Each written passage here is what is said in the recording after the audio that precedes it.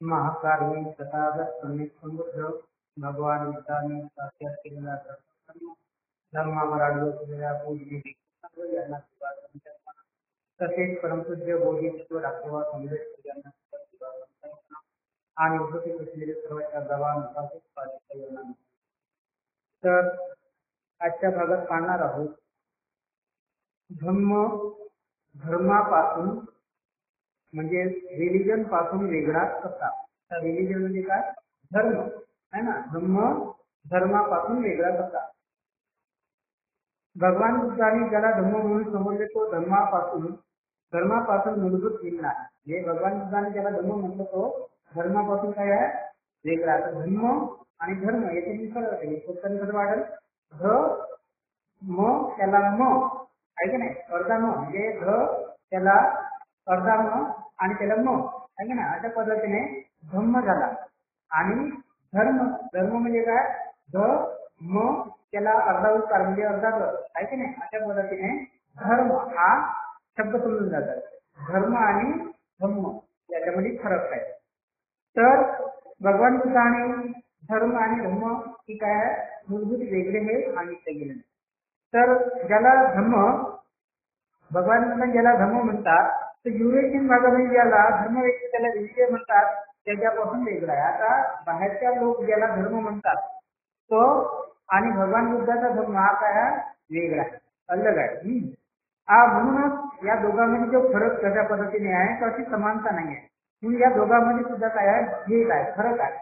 तर याच कारणास्तव युरोपियन लोक भगवान बुद्धाच्या धर्माला रिलिजन म्हणायला तयार नाही. तर रिलिजन म्हणायला तयार नाही, मला रिलिजन म्हणत नाही अशा पद्धतीने. तर बाबासाहेब इथे म्हणतात या रिलिजन म्हणत नाही. या गोष्टीबद्दल विचार वाटण्याचे काही नाही, याबद्दल आपल्याला काही कमीपणा वाढण्याची गरज नाही. तर रिलिजन म्हणजे धर्माला रिलिजन म्हणून मानण्यात त्यांचा तोटा आहे. कोणाचा? त्या युरोपियन लोकांचा तोटा आहे. त्यामुळे त्यांच्या रिलिजन मधील वैज्ञानिक स्पष्ट होते. आता या वादात पडण्यापेक्षा धर्माची कल्पना म्हणजे काय, रिलिजन पासून वेगळा कसा आहे ते दाखवणे फार महत्वाचं आहे. आता असे म्हणतात की रिलिजन हा वैयक्तिक असून ज्याने त्याने स्वतःच्या पुढच्या मर्यादित ठेवावा. आता धर्म कसा आहे? वैयक्तिक आहे. त्याला कोणाला काय करायचं आहे, काय नाही करायचं आहे, त्याला ते पार करत आहे ना. कोणाला कोणत्या देवाची पूजा करायची नाही करायची ते पार करत. पण धर्म हा वैयक्तिक नाही आहे. धर्म हा सामाजिक आहे. सार्वजनिक जीवनात त्याला अवसर नाही. तर धर्माला सार्वजनिक जीवनामध्ये काय आहे? अवसर नाही आहे. तर त्याच्या उलट धर्म हा सामाजिक आहे. मूलभूत तत्वातील तो सामाजिक आहे. आणि धर्मच म्हणजे काय? धर्मच म्हणजे काय? सदाचार. आणि म्हणजे जीवनाच्या तो सर्व क्षेत्रात माणसातील उचित व्यवहार असणे म्हणजे काय आहे? म्हणजे प्रत्येक माणसाने आपला व्यवहार चांगल्या पद्धतीने करणे, उचित व्यवहार करणे काय आहे? धर्म होय. यावरून स्पष्ट होते की मनुष्य एकटा असला तरी त्याला धर्माची आवश्यकता नाही. म्हणजे याच्यावरून काय आहे? माणूस एकटा असला तर त्याला धर्माची गरज लागत नाही है ना. परंतु माणसं ज्यावेळी 2 किंवा त्याच्यापेक्षा अधिक जास्त येतात तेव्हा त्याला आवडो कोण नको आवडो त्याला धर्माची आवश्यकता असते है ना. म्हणजे एकटा माणूस तर त्याला धर्माची गरज नाही, धर्माची नाही है ना. धर्म एकटा माणूस त्याला धर्म त्याला कळो नको काही गोष्ट. एकटा माणूस जर असेल त्याला धर्माची गरज नाही है ना. पण एकापेक्षा जास्त माणसं येतील त्याला ते आवडो कोण नको आवडो त्या ठिकाणी धर्माची आवश्यकता असते है की नाही. तर अशा पद्धतीने त्यापासून त्याची सुटका होत नाही. म्हणून धर्मापासून कोणाची सुटका होत नाही. म्हणून दुसऱ्या शब्दात म्हणजे सांगायचे म्हणजे समाज धर्माशिवाय असू शकत नाही. थोडक्यामध्ये स्पष्ट सांगायचं असेल तर जो समाज आपण म्हणतो तो बिना धर्माची जाऊ शकत नाही. म्हणून समाजाला खालीपैकी कोणता तरी एक पर्याय त्याला निवडावा लागतो. मग समाजाला वाटत असेल तर शासनाचे साधन म्हणून धर्माची निवड करणार नाही.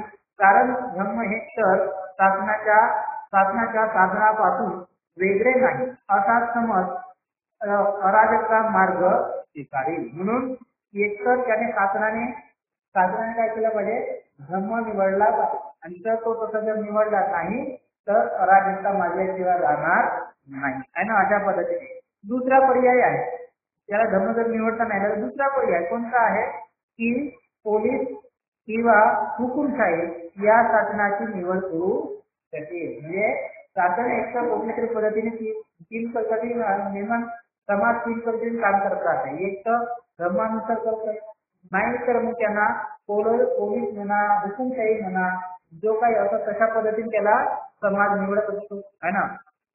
नाही तर मग तिसरा पर्याय असतो त्याच्याकडे की समाजाचे उल्लंघन करण्यासाठी, लोकांना शासन करण्यासाठी मध्यस्थीचा स्वीकार करतो. म्हणजे मध्यस्थी म्हणजे न्यायालय, है ना. कोणाचं बरं आहे कोणाचं वाईट आहे असं जो निर्णय देतो त्याला मध्यस्थी म्हणतात.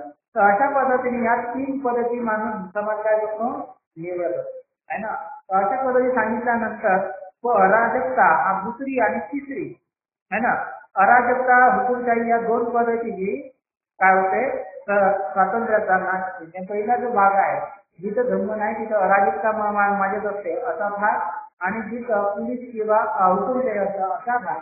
या दोन गोष्टीमुळे माणसाला स्वतंत्र भेटत नाही, स्वतंत्र राहत नाही, स्वातंत्र्याचा तिचा नाश झाल्याशिवाय राहत नाही. तिसरा पर्याय हा स्वातंत्र्य टिकवू शकतो, म्हणजे कोणता, न्यायाधीश आहे ना.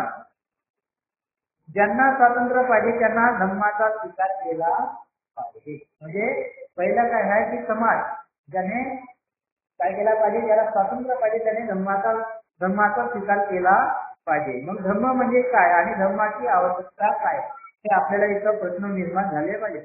मग प्रज्ञा म्हणजे काय आणि तिची आवश्यकता काय. आता प्रज्ञा म्हणजे काय आणि तिची आवश्यकता काय हे आपल्याला माहित पाहिजे.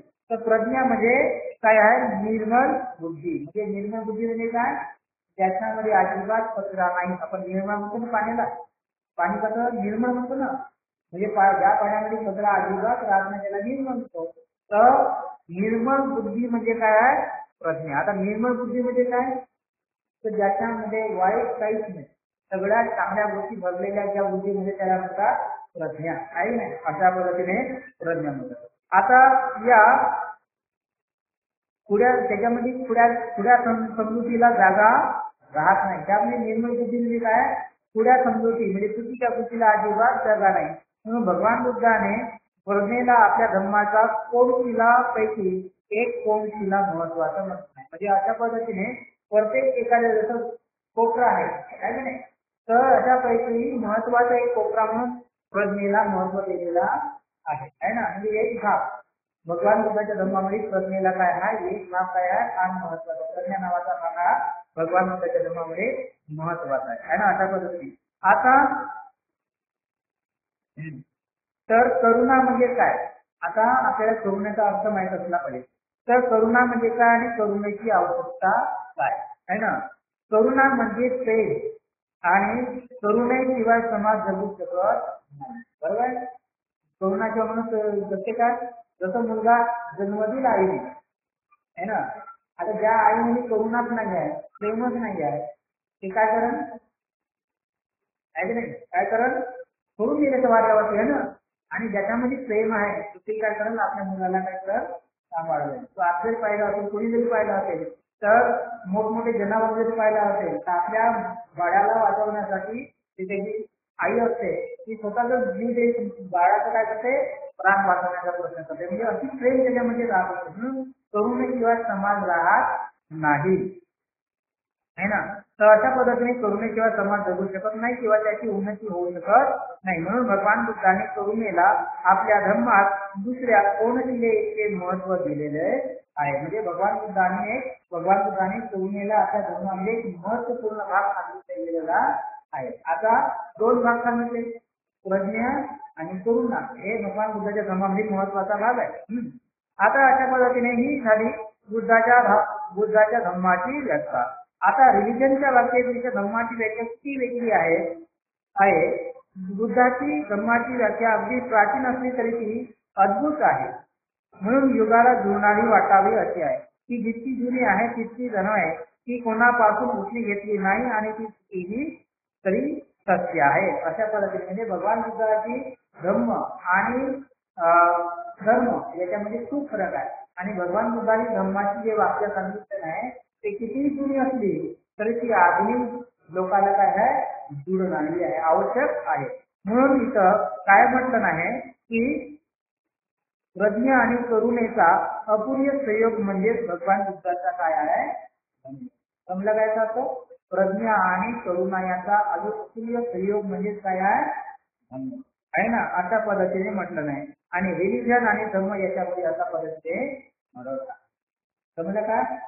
धर्म आणि धर्म याच्यामध्ये फरक आहे. तर कसा फरक आहे? तर जिथं प्रज्ञाही आवश्यक आहे तिथं करुणाही आवश्यक आहे आणि अशा पद्धतीने धर्म म्हटलं आहे. आणि धर्म म्हणजे वेगळा भाग आहे है ना. आता तिसरा भाग आहे धर्माचे प्रयोजन आणि धम्माचे प्रयोजन अशा पद्धतीचा भाग आहे. आता धम्माचे प्रयोजन काय आणि धर्माचे प्रयोजन काय? की प्रयोजने एकच आहेत की भिन्न नाही.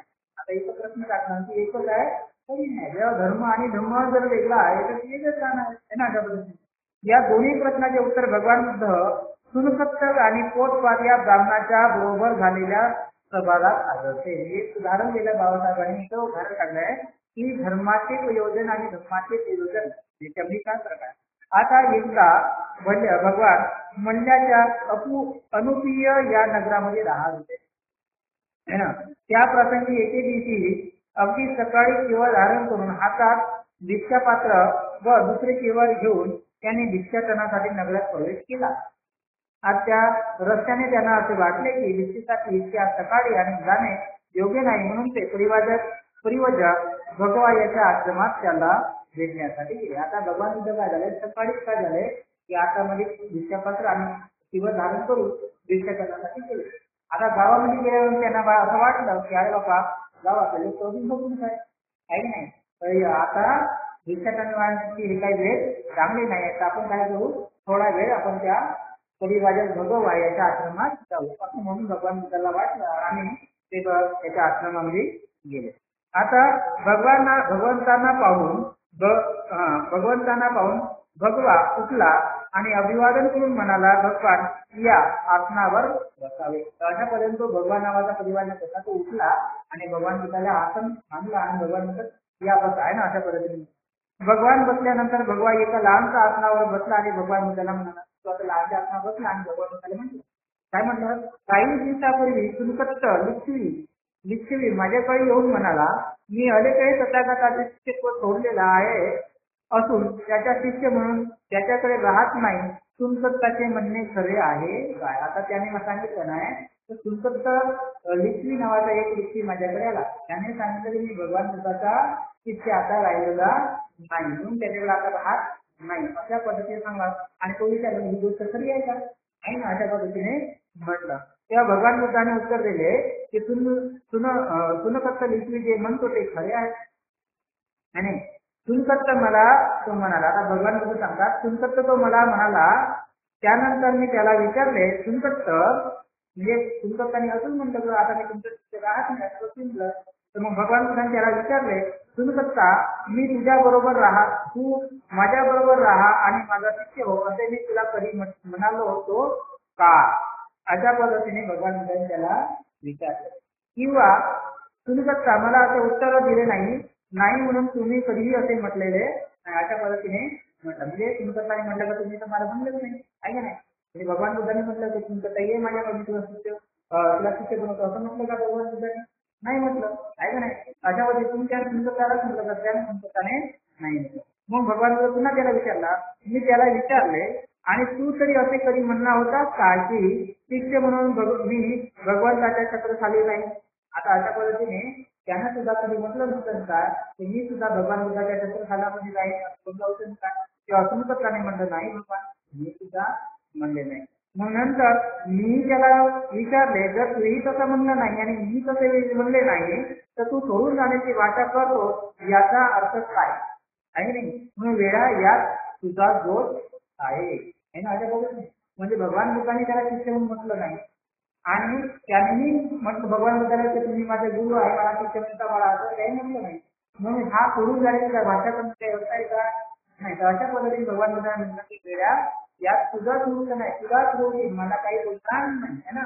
मी तुला काय म्हटलं नाही, तूही मला म्हटलं नाही, मग तू सोडून जायची भाषा कोण तोच आहे. याच्यामध्ये कोण आहे मूर्ख, मग तोच मूर्ख आहे ना, अशा पद्धतीने. तर अशा पद्धतीने म्हणल्यानंतर भगवान बुद्ध आपण सामान्य माणसाच्या शक्तीपुढे असे चमत्कार मला दाखवले नाही. आता तुमचं म्हणणं काय आहे की भगवान तुम्ही मला असा माणसाच्या पलीकडचे चमत्कार मला काय दाखवले नाही. हे सामान्य माणसं राहतात, तर सामान्य चमत्कार म्हणजे कुठली आग, कुठली तरी वस्तू, कुठली तरी काहीतरी अशा पद्धतीने चमत्कार गोष्टी दाखवल्या नाही. आता भगवान बुद्ध म्हणतात तुम्ही बघता, मी तरी तुला काही असं म्हटलं होतं का तू माझ्याकडे ये, मी तुला चमत्कारिक गोष्ट दाखवते असं म्हटलं होतं काय, आहे का नाही. तेव्हा त्याने म्हणून नाही, तुम्ही भगवान तुम्ही करून म्हटलं नाही. त्याच्यानंतर भगवान बुद्धांनी म्हटलं तू तरी म्हणत होतास काय की मी भगवान बुद्धाकडे गेल्यानंतर, भगवान बुद्धांना शिष्य झाल्यानंतर भगवान बुद्ध मला चमत्कारिक गोष्टी दाखवतील असं तरी म्हणला होतोच काय, आहे का नाही. तर तशा पद्धतीने म्हटलं तुम्ही नाही, तर मग भगवान बुद्ध म्हणतात तुमचा दोष कुणाचा आहे, तू करून जाण्याची भाषा म्हणतो काय, आहे की नाही. तर यामध्ये दोष कुणाचा आहे, तुझा आहे. तर अशा पद्धतीने भगवान बुद्धाने त्याला म्हटलं.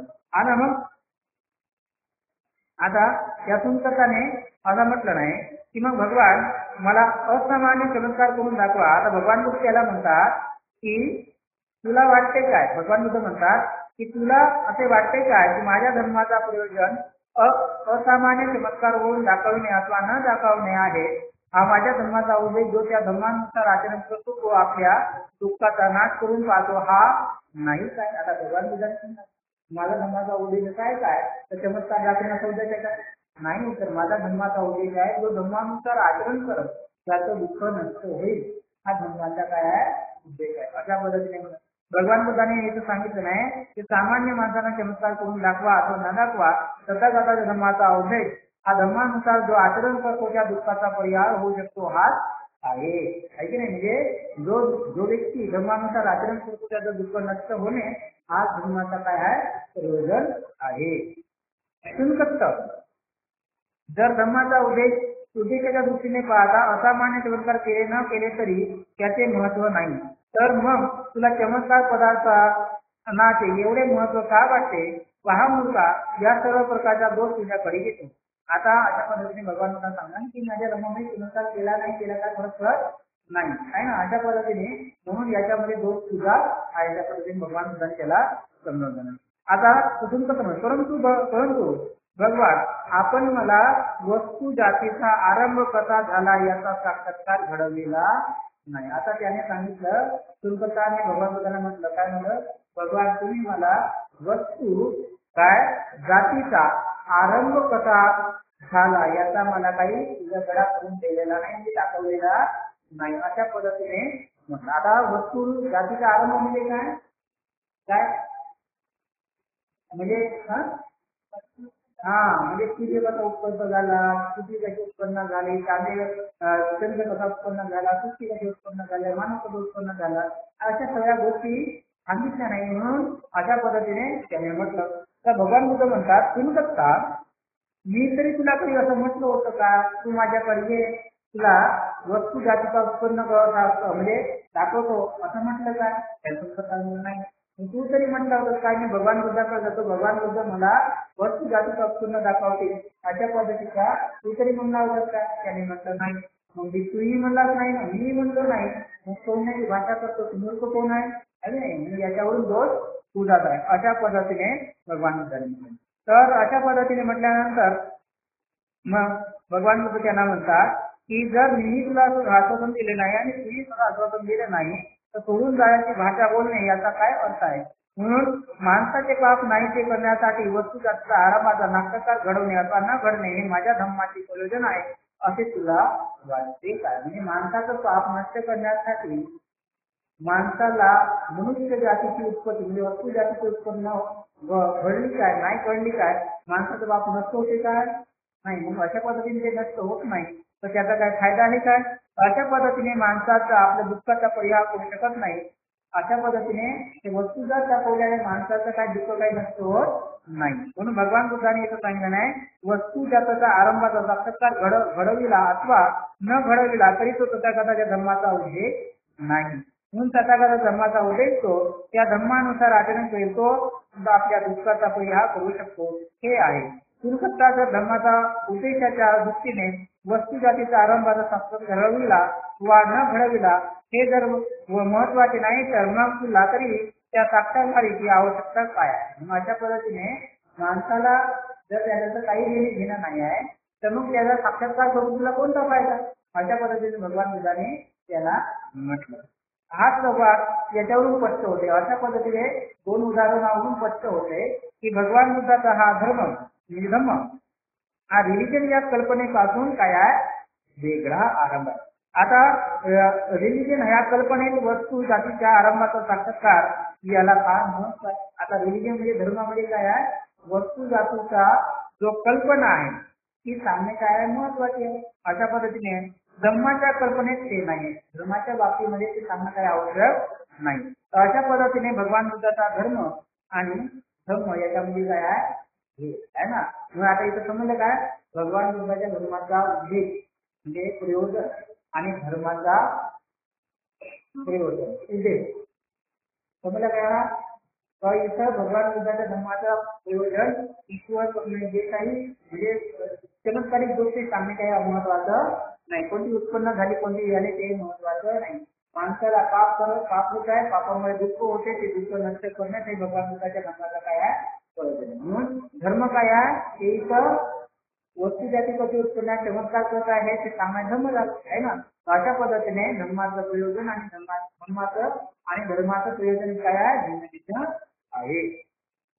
आता चौथा भाग धर्म आणि धर्म यामधील इतर भेद भगवान बुद्ध आणि पोटपाद याच्यामध्ये संवाद व्यक्त झालेले आहेत. आता धर्म आणि धर्म याच्यामध्ये भेद आहे तर हे भगवान बुद्धाने पोटपाद याच्यातून समजलं. एकदा भगवान सावस्ती येते अनाथ पिंडकाच्या जेवणामध्ये आरामात म्हणजे आरामात राहते.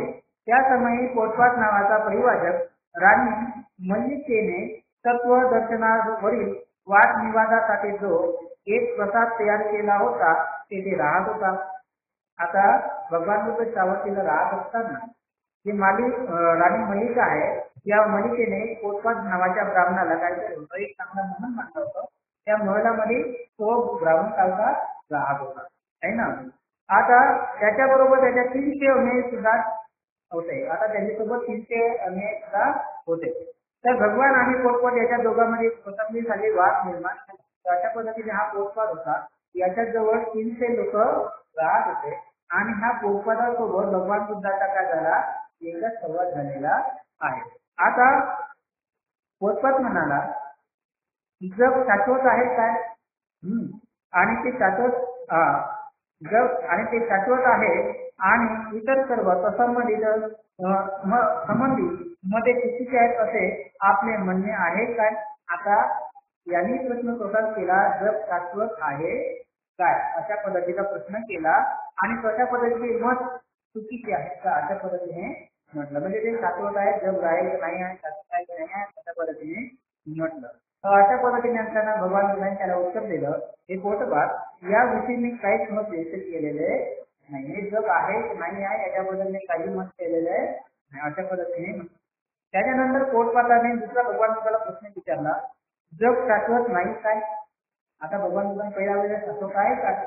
आता जग शाश्वत नाही काय आहे ना अशा पद्धतीने. त्यानंतर जग शांत आहे काय आहे ना. त्यानंतर जग अनंत आहे काय आहे ना. म्हणजे जगाला काही सीमा आहे का आणि जगाला काही सीमाच नाही आहे काय अशा पद्धतीने. आत्मा आणि शरीर या दोन भिन्न वस्तू आहेत काय. आत्मा आणि शरीर या दोन भिन्न वस्तू आहेत का असा प्रश्न विचारला. त्याच्यानंतर ज्याला सत्य सापडले आहे त्याला मरणोत्तर अस्तित्व आहे काय. म्हणजे ज्याला एखाद्याला सत्य सापडलं आहे त्याला मरणाचं अस्तित्व माहीत झालेलं आहे काय अशा पद्धतीने. त्याच्यानंतर त्याला मरणोत्तर अस्तित्व नाही आहे काय. आता तिथं आहे काही आहे आणि नाही काय दोन्ही प्रश्न विचारले. एखाद्याला मरणोत्तर अस्तित्व आहे आणि नाही आहे असेही आहे काय. तर त्याच्यानंतर त्याला मरणोत्तर प्रश्न अस्तित्वात नाही अथवा त्याला मरणोत्तर अस्तित्वात नाही असेही आहे का. अशा पद्धतीचे एक प्रश्न त्याने विचारले. भगवान बुद्धाने या प्रश्नाला एकच उत्तर दिले की पोटपाद या विषयाने आपले मत व्यक्त केलेले नाही. म्हणजे जग आहे का जग नाही आहे का आत्मा आहे काय, नाही आहे काय, शरीर वेगळं आहे का, आत्मा वेगळा आहे काय, शरीर वेगळं आहे, आत्मा वेगळा आहे, हे सगळे प्रश्न त्यांनी पोटपाठाने विचारलं आणि भगवान बुद्धांनी या सर्वांना उत्तर दिलं. काय म्हटलं, या विषयी कुठलेलं व्यक्त केलेलं नाही आहे ना, अशा पद्धतीने म्हटलं. तर या विषयावर भगवंतांनी का मत व्यक्त केले नाही आहे ना, असं म्हटलं नाही. कारण या प्रश्नाच्या उत्तरापासून काहीच लाभ नाही.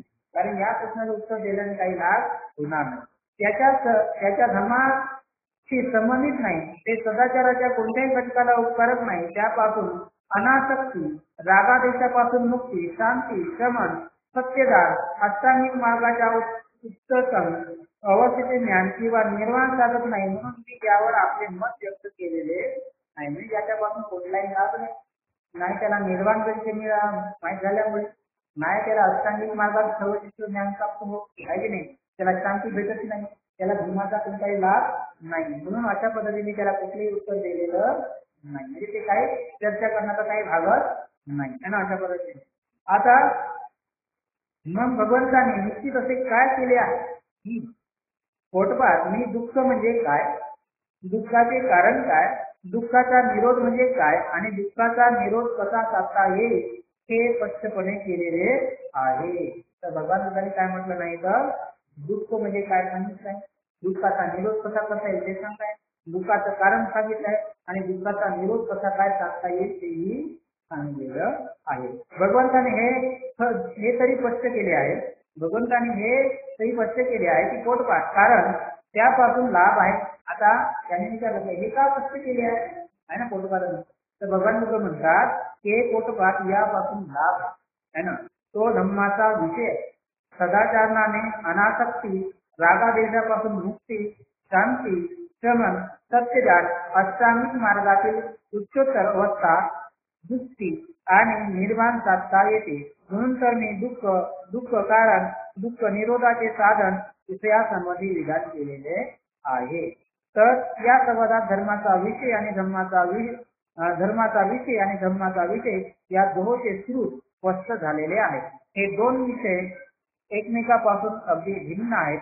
धर्माचे प्रयोजन जग प्रारंभाचे स्पष्टीकरणाने धर्माचे प्रयोजन जगाची पुनर्रचना ही आहे. आता इथं काय म्हटलं नाही की जे काही प्रश्न केलेले आहेत कोणत्या बद्दलचे आहेत, जग आहे काय, नाही काय असे प्रश्न, आत्मा आहे का, नाही आहे का असे प्रश्न, याच्यातील माणसातील काही देणे घेणं, धर्मातील काही देणे घेणं नाही आहे ना.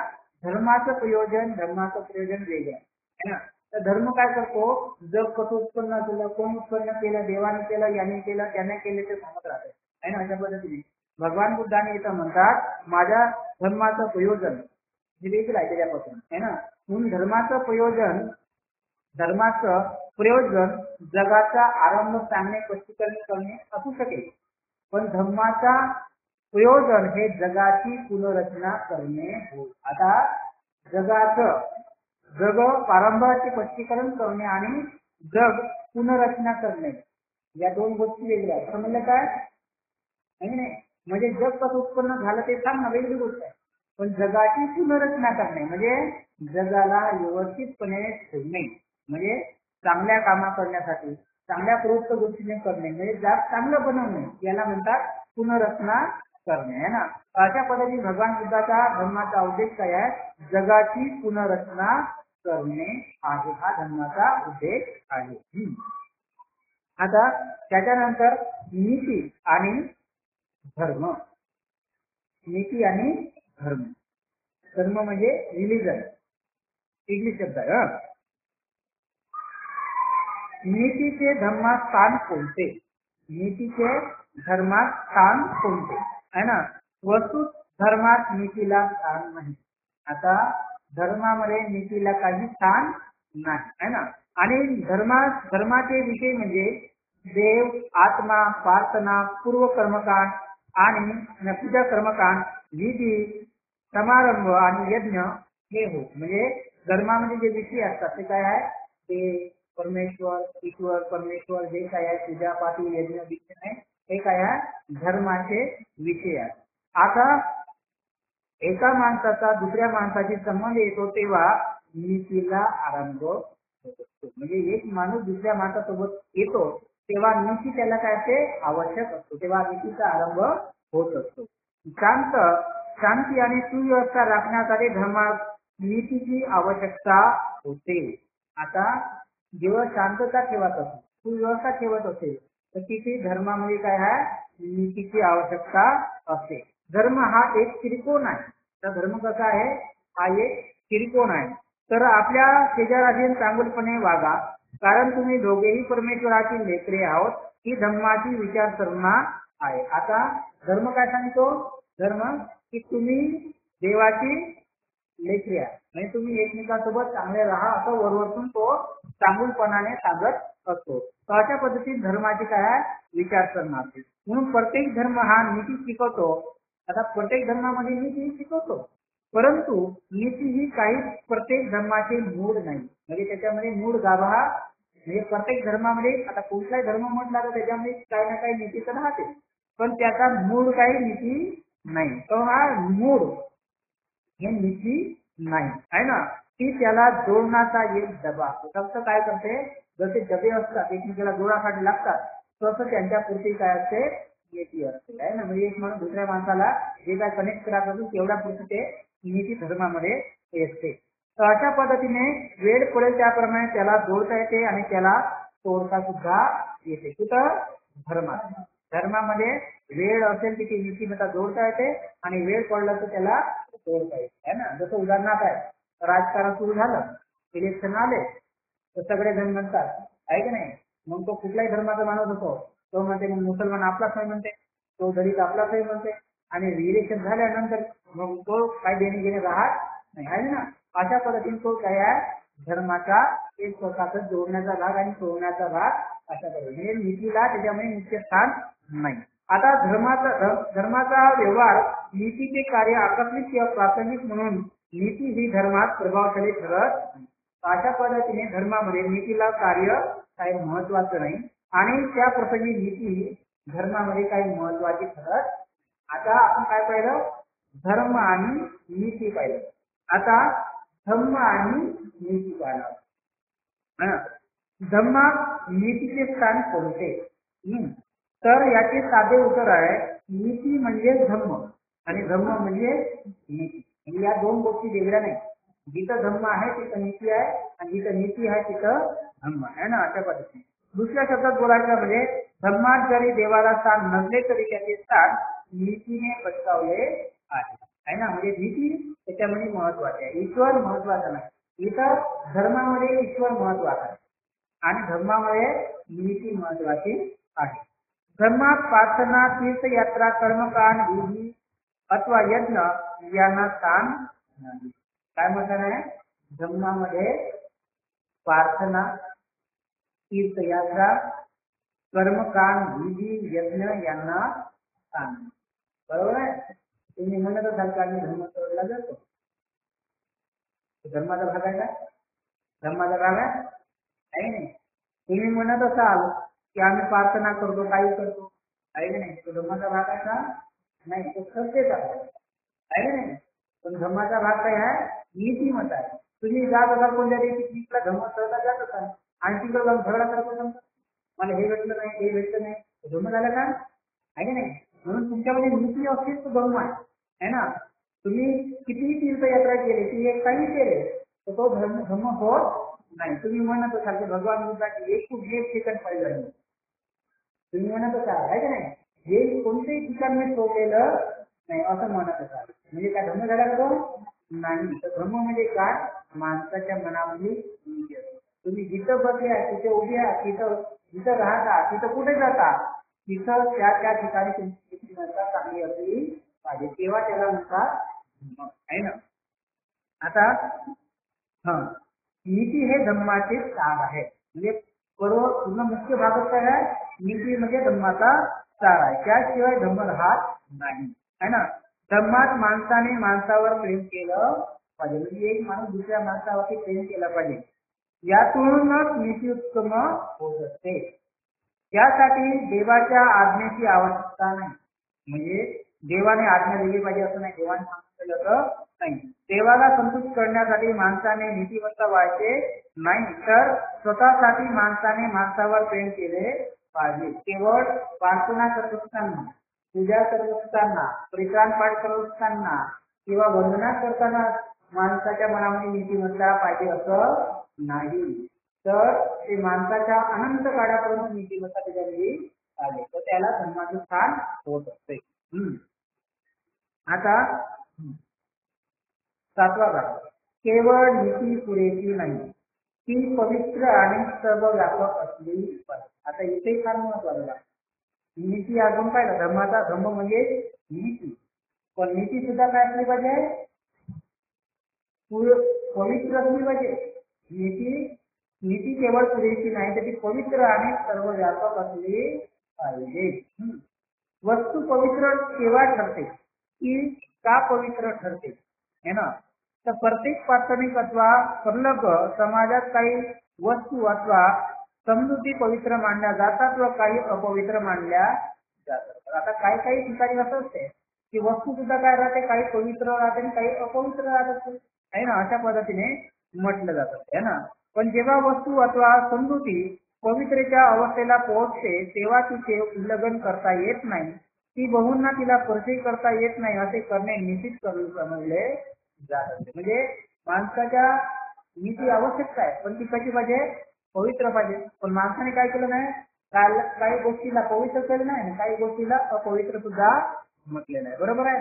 जसं तुम्ही एखाद्या मांजराला पाहिजे तर काही ठीक वाटत नाही, पण काळी मांजर दिसली, रस्त्याला दिसली तर आपल्या मनामध्ये काय होतं, अपवित्रता निर्माण होत आहे ना. अशा पद्धतीने होत असतो. तर अशा पद्धतीने नीती सुद्धा कशी असली पाहिजे, पवित्र असली पाहिजे. त्याच्यामध्ये वाईट आणि कुठे असं काही म्हटलं नाही पाहिजे ना. अशा पद्धतीने जसं उदाहरणार्थ आहे की कोणते कोणते पक्षी राहतात आहे ना. तो पक्षी येतो ना, तो कोणता तो पक्षी काही ओरडला तर काहीतरी अपकुशन होतं असं पद्धतीने म्हटलं जातं आहे ना. दुसरी कोकिळा जर म्हटलं तर काही वाटत नाही आहे ना. पण काही पक्षी जे असतात ना, ते टिकवी काहीतरी राहते ना, आहे का नाही. तिनं जर ओढवलं तर काहीतरी अपकुशन असं घडते असं म्हणत राहणार.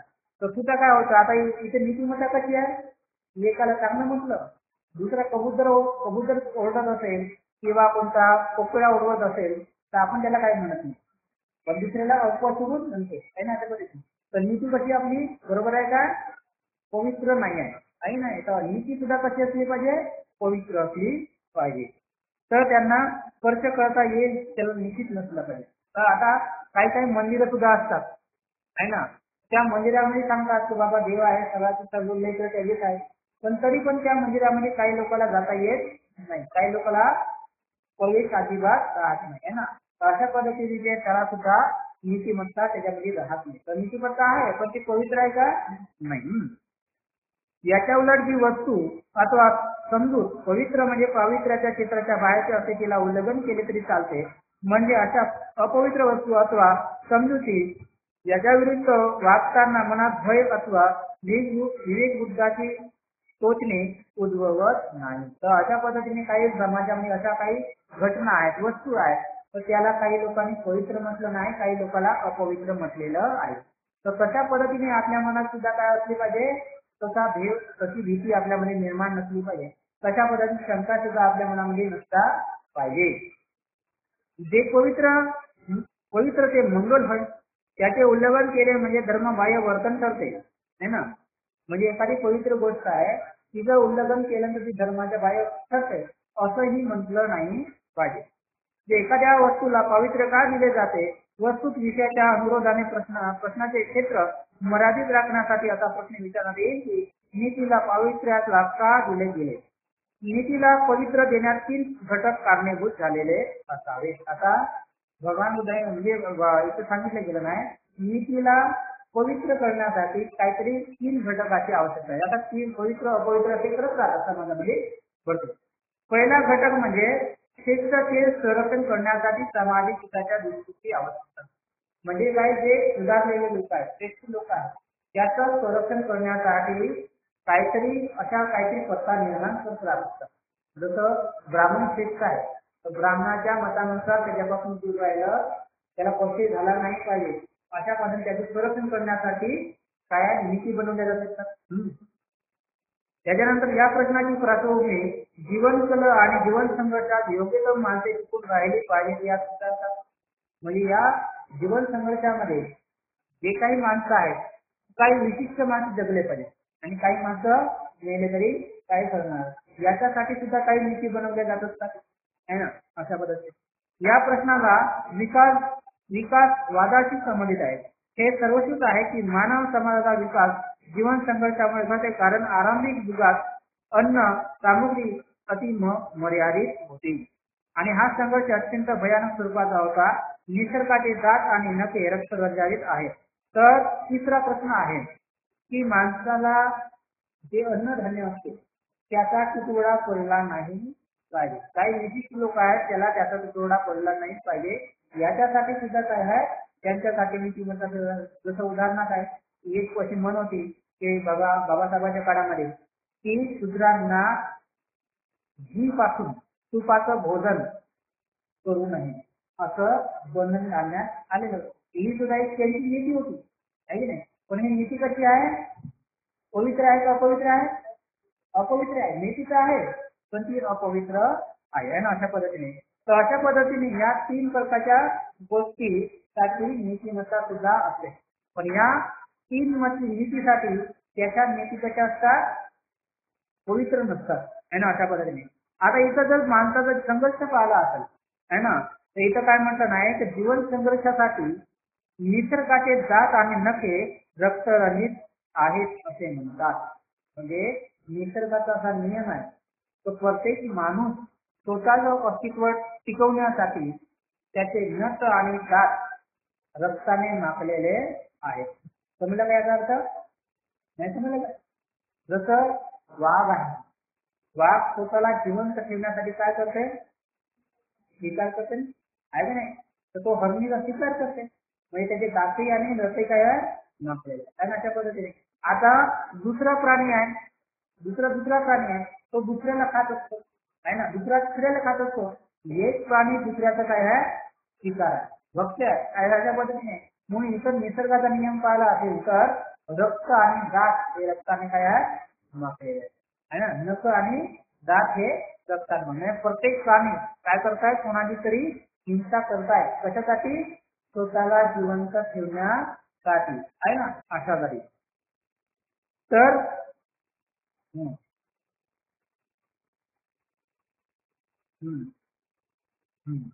तर ही समाजाची अगदी पारंपरिक स्थिती आहे.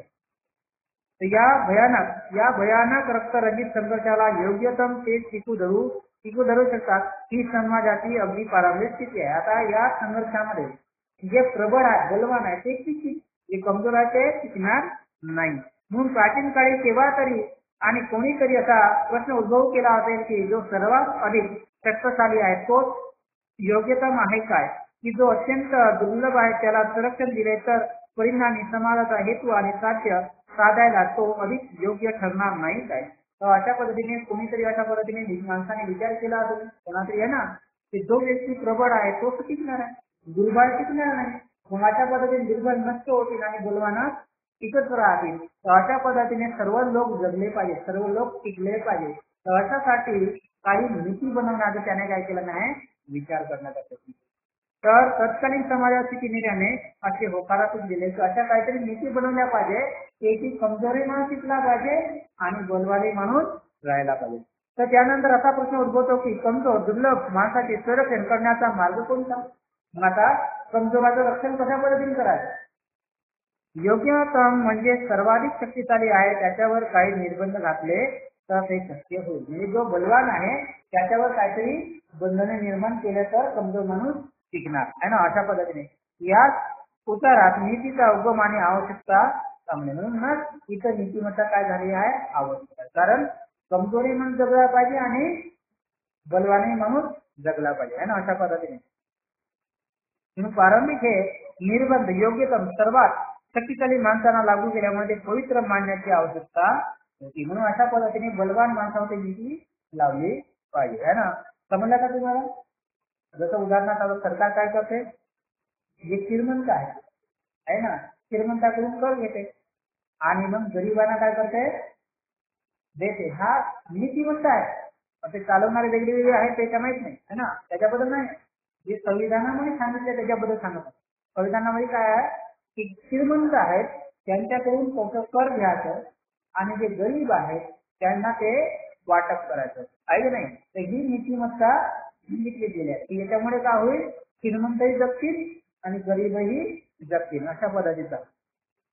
तर हा तर याच उतारात नीतीचा उगम आणि आवश्यकता लाभलेली आहे.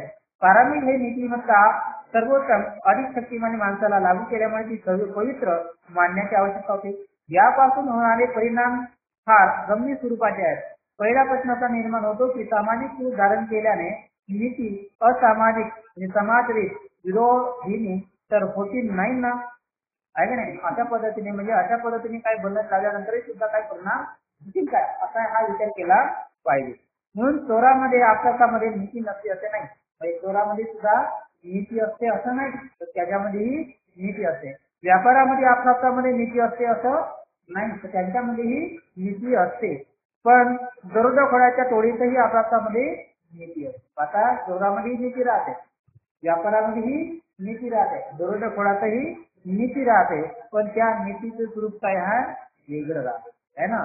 त्या वेगळेपणाची जाणीव आहे आपल्याला आपल्या कृती क्रियाचित्ता निर्माण करणार असे. ही नीती म्हणजे विशिष्ट समुदायाच्या हिताचे सरळ करण्यापुरती ही मर्यादित असते, तर म्हणजे समाजाचे विरोधक ते असते. पण ते कशी नीती आहे, चोराची नीती, दरोडेखोराची, व्यापाराची नीती काय आहे, स्वतःच्या स्वरूप म्हणजे मोठ्या लोकांच्या स्वरूपाची काय आहे ते नीतिमत्ता असते. म्हणून ती काय तेवढी समाजाला आवश्यक नाही आहे ना, ते एक प्रकारची विरोधक आहे.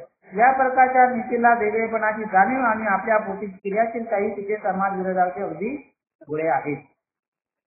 जेव्हा जेव्हा एखाद्या विशिष्ट समूह आपला स्वार्थ साधण्यासाठी नीती पाळतो तेव्हा तेव्हा त्या नीतीचे समाज विरोधक रूप स्पष्ट होते. म्हणजे एखाद्या समूहाने फक्त नीतिमत्ता आपल्या पुरतीच ठेवली तर ती समाजाला पूर्ण म्हणजे लाभदायक नाही, ती घातक राहते. कारण विशिष्ट समुदायाने जर आपल्याला श्रेष्ठ म्हणून नीती बनवली असेल तर ती का होईल, घातक राहील है ना. तर अशा प्रकारे होणाऱ्या समाजातील समूह संघटनाचे परिणाम दूरगामी असतात. जर समाज असा परस्पर विरोधी समूहाला बनला तर तो समाज असंघटित व शकलित राहील. असंघटित व विभागलेल्या समाजापासून वेगळे उत्पन्न होते ते हे की तो आपल्या समोर भिन्न भिन्न आदर्श आणि मूल्यमापाचे भिन्न भिन्न मानदंड ठेवतो. तो अशा पद्धतीने जो समाज आहे तो सुरक्षित राहणार नाही, त्याचे मापदंड सुद्धा भिन्न भिन्न राहतील. आणि सर्वसामान्य आदर्श आणि सर्वसामान्य मूल्यमापनाची मापदंड नसल्याने सर्व समाज हा मिळते जुळते घेणारा असा एक जिन्सी राहत नाही. तर अशा पद्धतीने त्याच्यामध्ये नीतिमत्ता समानता नसेल, आदर्श नसेल तर त्याचे मूल्यमापन सुद्धा सारखे राहणार नाही ना, तो एकमेकांमध्ये मिळता जुळता राहणार नाही है ना. असे भिन्न भिन्न आदर्श आणि मूल्यमापाचे भिन्न भिन्न मापदंड असलेल्या समाजात व्यक्तीला आपल्या विचार सुसंगतीत राहणे अशक्य होते. न्याय व आपल्या संख्याबलाचा विचार बाजूला ठेवून भरमसाठ हक्क सांगणाऱ्या समूहाच्या वर्चस्वावर जो समाज आधारलेला असतो त्या समाजात संघर्ष अटळ असतो.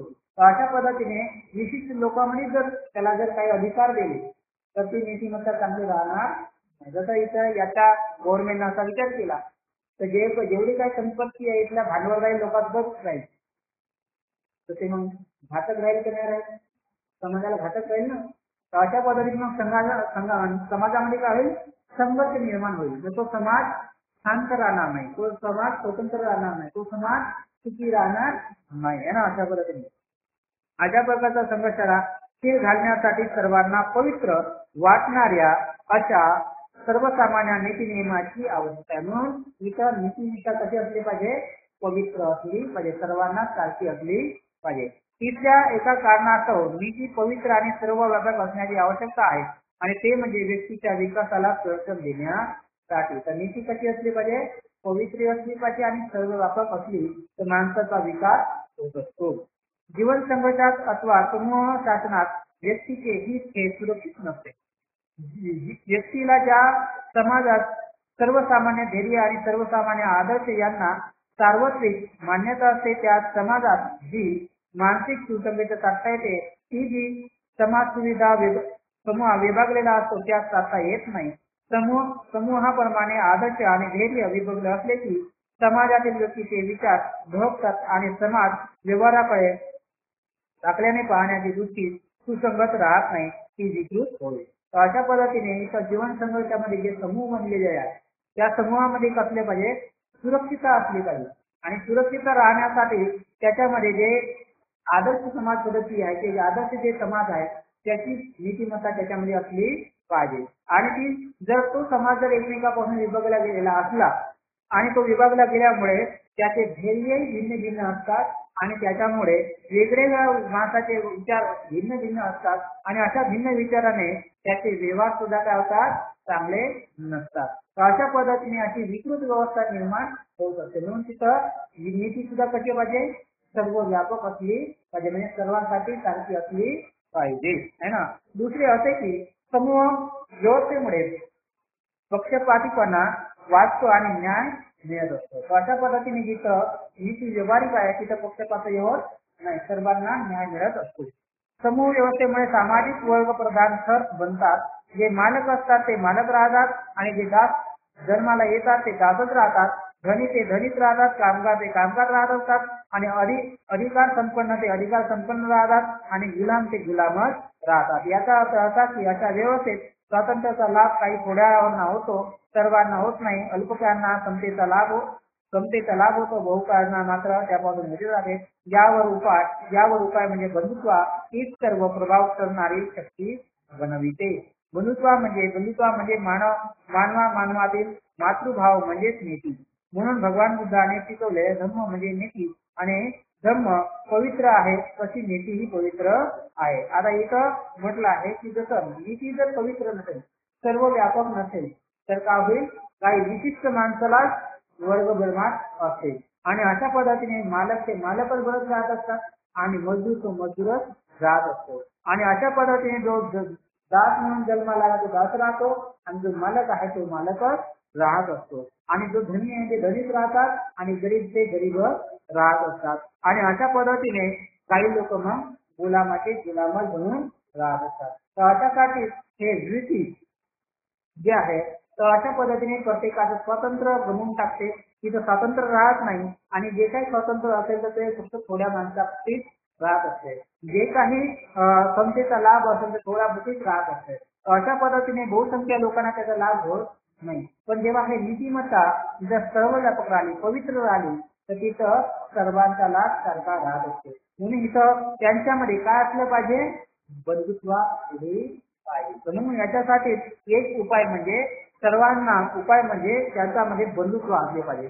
आणि ही बंधुत्व सर्वांवरती काय करते, प्रभावी आहे, सर्वांना शक्ती प्रदान करत राहते. म्हणून बंधुत्वात म्हणजे मानवतामधील मातृभाव, मातृप्रेम म्हणजे काय आहे, नीती. तर अशी बंधुभावनाच म्हणजे काय आहे, नीतिमत्ता होय. तर नीतिमत्ता म्हणजे पवित्र सर्व व्यापक म्हणजे सर्व व्यापक आणि पवित्र नीती म्हणतात म्हणजे काय, बंधुभाव. अशा पद्धतीने त्याला म्हटलं जाते. म्हणून भगवान बुद्धाच्या धर्मामध्ये जो धम्म शिकवला आहे त्या धर्मामध्ये नीती सांगितली गेली आहे आणि नीती म्हणजे धम्म आहे आणि तो धम्म पवित्र आहे म्हणून नीती ही पवित्र आहे. अशा पद्धतीने भगवान बुद्धाच्या धर्मामध्ये नीती म्हणजे धम्म आणि धम्म म्हणजे नीती. आणि ती नीती कशी असली पाहिजे, पवित्र असली पाहिजे. पवित्र म्हणजे एकदम म्हणजे कोणाला भेदभाव करणारी नसली पाहिजे, सर्वांना व्यापक असली पाहिजे, सर्वांची समता असली पाहिजे, सर्वांना न्याय देणारी असली पाहिजे आणि एक प्रकारची बंधुभाव त्याच्यामध्ये निर्माण करणारी नीतिमत्ता